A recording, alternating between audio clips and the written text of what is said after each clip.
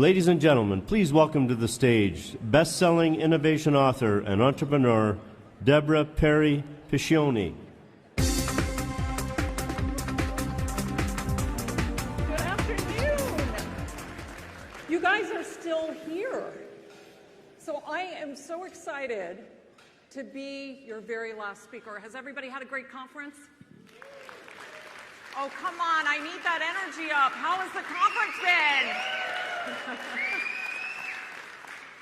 I'm really looking forward to talking to you today. I've been learning about the different panels and the discussions you've been a part of in the past couple days. And I've got this great passion for innovation and risk-taking and culture. And so this one experience, as I continue to think about the mindset of Silicon Valley, it all boiled down to 4 questions. It really was. And I realized that I had left a very imperative piece out of Secrets of Silicon Valley. And that was the question of, how do I take risks? So I became fascinated with risk takers, like what makes them tick? And my husband said to me, why don't you write a book about it? And I did. And I wanted to go into companies. I wanted to understand individuals, but I also wanted to go into companies who did risk well. What was it about those bold bets, or the big bets and the bold characters?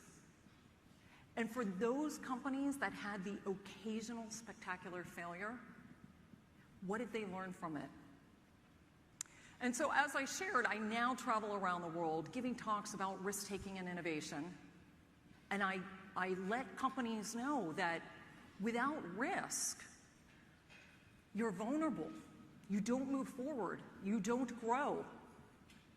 And there's a real possibility that you're going to learn market share, or even worse, become obsolete. So the response that I get all over the world is, we don't know how to take risk, what percentage, how should we look at this, what do we do with our P&L, how do we get our people beyond the day-to-day to think about risk? And the bottom line is, we don't trust each other. There's a lot of distrust within our organizations. And so I say, okay, here's your choice.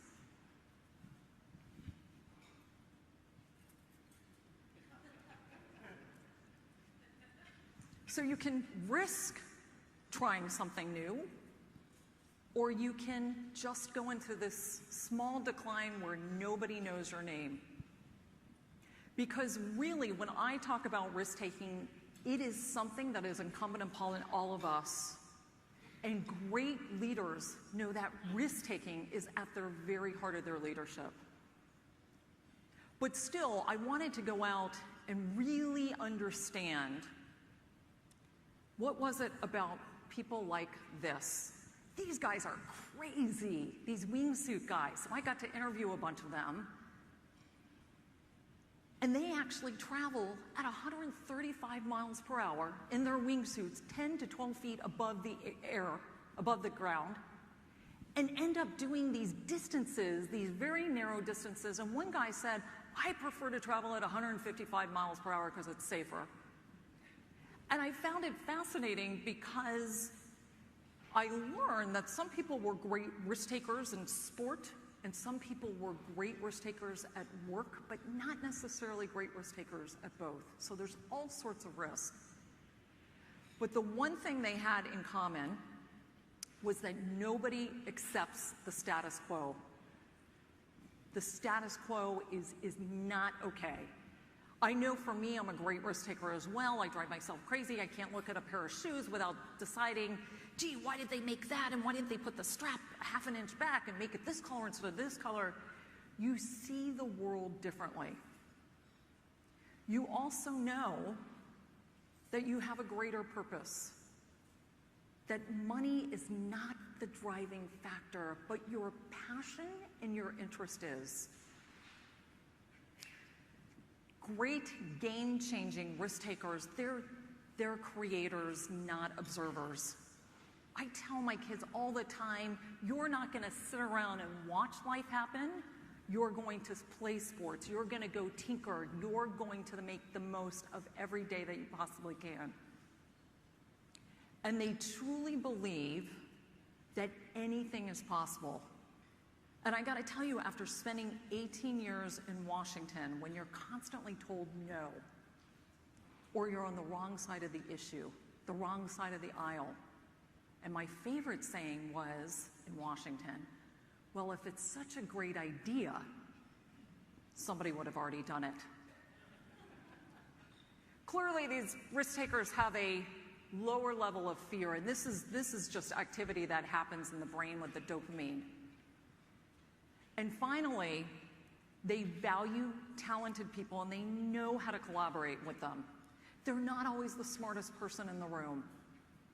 They are willing to learn from others no matter how successful they are themselves. And when I was spending time looking at Qualcomm's innovation process, I sat down with the then CEO, Paul Jacobs at the time, and he wanted to show me his watch.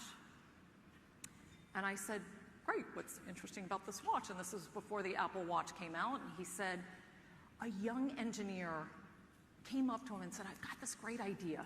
I've got this great idea for a watch to make it very interactive. It'd be like a computer off of your watch. And Paul Jacobs, the CEO, said, great, let's go in the lab and build it together. And I realized that these great risk takers, they want to continue to tinker. They think of themselves as the chief innovation officers rather than the chief executive officers. And again, a very important piece of mindset. But often companies would come back and say, we don't know where risk lies. How do we think about risk? And my answer is to them, risk lies in open spaces. And I'm dealing with Fortune 50, Fortune 100 companies who've been around for a really, really long time, these incumbent companies that are steep in their traditions and their bureaucracies and the way that they do things. And so I tell them, if you think of a big, majestic oak tree, and you think of that trunk as the core business of what you do now and what you can continue to do but branch out, and if you think of the branches as the different divisions within the company, and the leaves as the people, because leaves fall off and they move on and get blown away and go on to other things, that risk lies in all the open space of this majestic oak tree. That it's all there for the taking. It's just, how do you get to that place where you're comfortable taking that risk? And so that leads me to question number 2, was how do I get to know my people? Because I sat down with many CEOs on the West Coast, and I asked them, what keeps you up at night? And every single one of them came back in some format and said, I don't know what's on the minds of my people. So how do I find that out? And so then I decided I need to study people. So I wrote a book about it. That really, innovation is not about products. It all comes down to people and how you value them and how you provide the environment for them to be their absolute best. So I knew that in the people equation, which just came out in April, that I needed to figure out, how do I find the next big idea? Not for myself, but in companies in general. And when we talk about innovation, yes, this can be the big blue sky innovation, but this is also very incremental ideas, improving upon ideas. How do you engage people in a way that they feel value and they feel heard? And we realize that you've got to have an outlet for people to bring forth ideas in a trusted way and a non-judgmental way. So really what improvisational innovation became about was really democratizing the ideation platform. Because you could do one job but have a passion in a completely unrelated area and be able to contribute to the company in a meaningful way.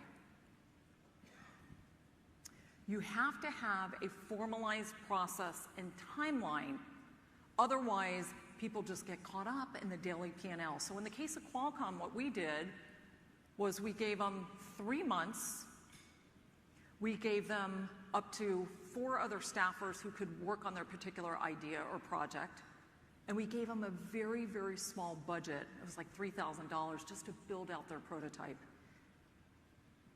But without this formalized process and timeline, it would have been very difficult for people to be able to contribute ideas. The third thing we did was we ensured that the inventor, we called them the inventor, the entrepreneur, had access to the right people at the right time. They needed that strategic advisor who could figure out where the project needs to move throughout the company, because in the case of Qualcomm, it's a very, very large organization of 30,000 people. How do you get the project interested in a particular business unit from point to point? He needed that senior person to help kind of shepherd it along. The fourth thing is you have to reward the inventor. You have to understand that in the case of Qualcomm, which was a community of 85% engineers, we were now teaching them how to be entrepreneurs as well. We were now coaching them on the pitch. We were now telling them about financial projections and everything they would need to know to become that outside entrepreneur. So if you don't value them and reward them in a way that they feel valued, they're going to jump ship. So it was very important that we had some sort of equity model and some sort of model that made them feel recognized for what they did. Because I've heard of way too many stories where someone brings a great idea to the company, it ends up bringing enormous amounts of revenue to the firm, and the firm gives a very small meander bonus. And that's not how you reward people. And the final thing is, you want to archive all ideas. You want to make sure that just because an idea doesn't seem right now, it may in the future. Cirque du Soleil does an incredible job where they will just catalog acts around the world.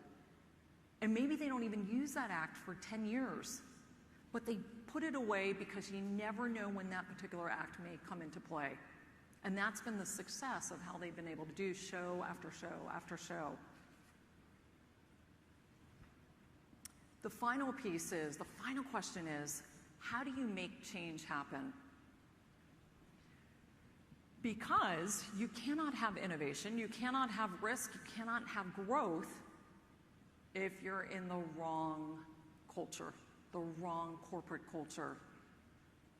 How do you go from this, feeling like nothing's growing, to blossoming to the new? And the first piece you have to have is what I call a culture of how. And again, NetApp, the data storage company, had an incredible reputation around Silicon Valley. And even though they were struggling with the cloud and everything going on, people were unbelievably happy to work there. And I sat down with Tom Georgens, who was the CEO at the time, and I said, Tom, what is it about NetApp? Why do people love to work here? And he said to me, well, here's our award, and we won number 9 in the best places to work. And I said, Tom, in all due respect, I know your awards, but what is it? What makes this place so special? And he kind of, I don't know. So I said, let me walk the halls. And what I realized after being there a pretty short period of time is that people had the freedom to work within their, we called it swimming in their lane. So they did the job that they were hired to do. But they also had a day a week to kind of pursue other interests that seemed directly related. Could be or couldn't be, but Tom Georgens knew that even if a group of NetApp employees go build a school in Africa together, somehow the company was going to benefit, even though it didn't seem like it impacted the bottom line.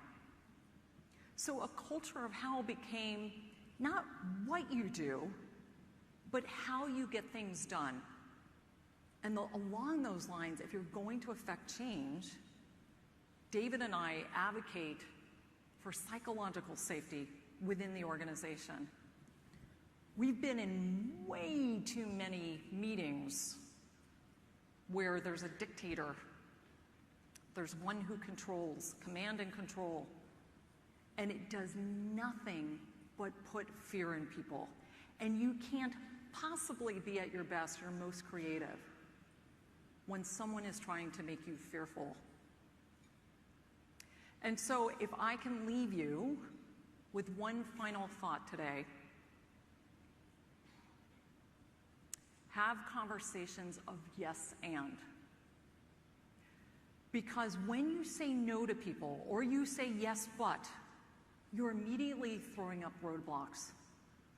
You may think that someone brings you an idea or something they want to accomplish, and the minute you say no, the minute you say yes but, you completely deflate that person, and they'll never bring you another idea again. And so it's really, really critical that as you're trying to shift the organization, as you're trying to affect change, that your number one asset is yourself and the people around you. And so on that note, I thank you very much for your time.